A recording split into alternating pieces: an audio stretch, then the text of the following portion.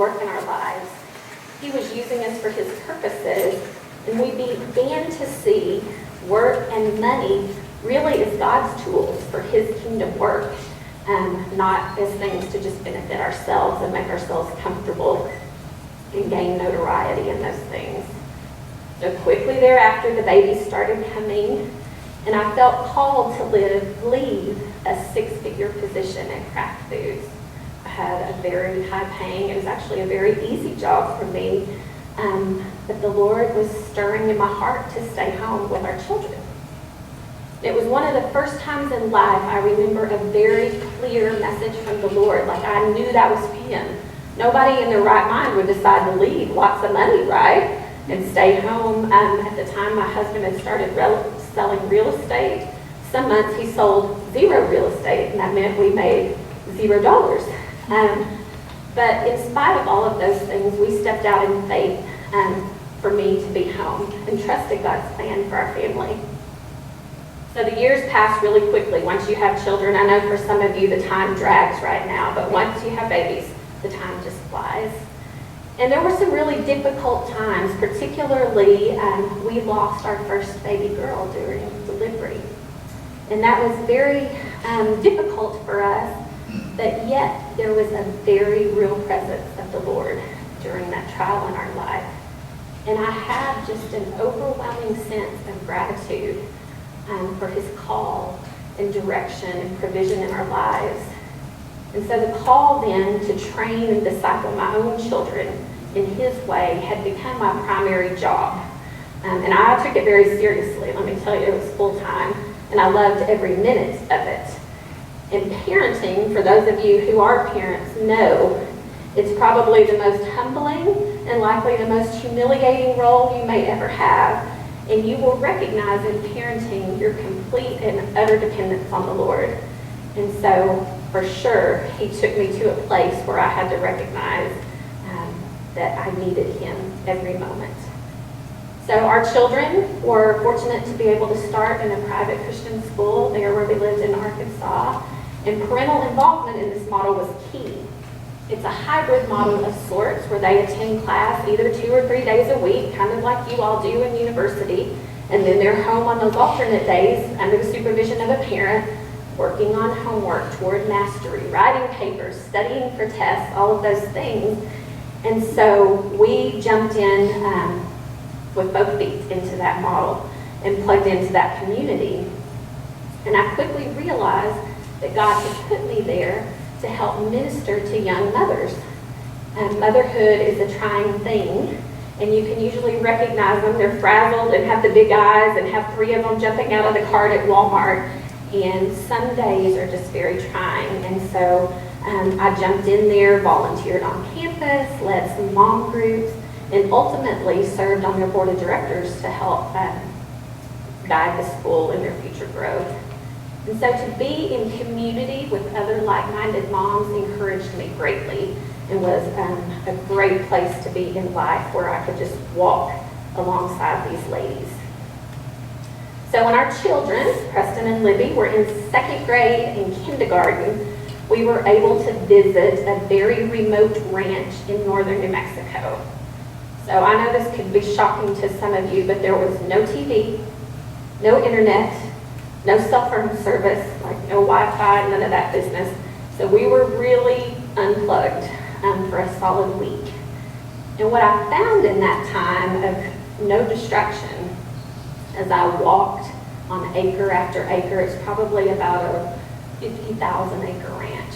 We walked and prayed and read, and I cooked a lot. That's what I do when I have time. But I knew the Lord was calling us to family ministry, some sort of family ministry. And I sensed both a burden and an excitement for that. I didn't know what or where, but I knew we better start seeking him faithfully in that area. So for 2 solid years, I committed to read my Bible daily. I read it from cover to cover twice. And I don't say that to brag, that is a major feat for me, who is undisciplined in many areas. But when the Lord puts a burden on our heart, he's really faithful. And what I found is he showed up faithfully in my Bible reading. In words that I had read probably hundreds of times came to life and literally jumped off the pages, and he spoke to me through his word. And so during this time of the dedicated reading and prayer, I realized his word is alive. It's living and breathing, and it's pertinent, and it's life-giving. And he gives us direction and an example to live by through Jesus. And it's his primary way of communicating for us to us. And I really, at that point, became so grateful for his word. So after much prayer and discussion and back and forth with my husband, he agreed the Lord was calling us to serve him in a new way. So we sold our business. We had a small business at the time. We packed up our home and our children, and we moved here to the desert, southeastern New Mexico. Whew, it was a step of extreme faith. We lived in God's country in Arkansas. There's like hills and trees and green things and just 4 seasons and just lovely. But he called us here. And it was a step of extreme faith because we had no specifics about what we were coming here to do and what that would look like. But as he does often, within a couple of days of getting here, we met 2 local families who were attempting to start a school at their church, a Christian school. And so we thought, well, this is it. The Lord brought us here to just jump on board with them. We had experience with a small Christian school, and so we began to meet and pray with them. And the Lord made it really clear early on that that was not the mission he had for us. And so, somewhat devastated, thinking, have we really made a mistake? We decided to continue just to seek him. And he revealed the model that we had been part of in Arkansas, the university model, that that's what he wanted us to do here. So that families in this community would have choice for their children. And so I'm thinking, Lord, really? I'm the least likely suspect, seriously. I'm a stay-at-home mom. I'm a marketing major. I've never taught a class. I have never led a school. Like, why would you call me to this? And over the series of a few gentle nudges and discussions and listening, he said, that's exactly where you need to be, Lori Bova, because you can take no credit or glory. This will be my school and my doing and my accomplishment. Oh, I like that. That's good and that's encouraging. And so that's a place where only he could receive the praise and glory for what would happen. And so praise the Lord, we have just started our 6th year at Veritas Classical Christian Academy, and the Lord has been very faithful.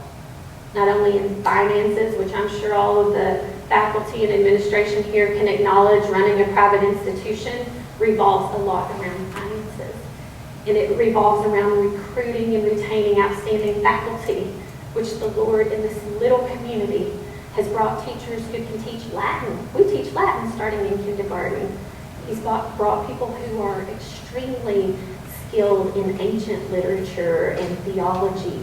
We have a doctor, a pastor here in town that comes and teaches our omnibus class, and it's just amazing watching him. And he is the center. We're not Christian-ish. We are Christ-saturated at Veritas, and I don't think there's any other way to do life. He is the center. He is the reason.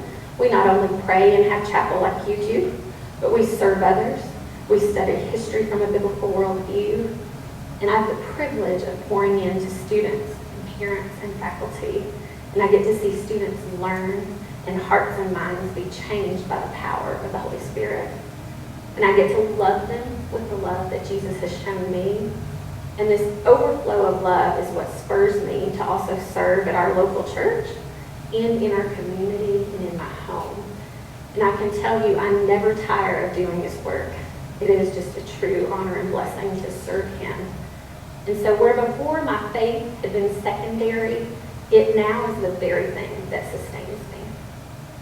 So despite graduating with honors and working for the world's largest retailer, having a wonderful husband and beautiful family, my greatest joy is serving the Lord.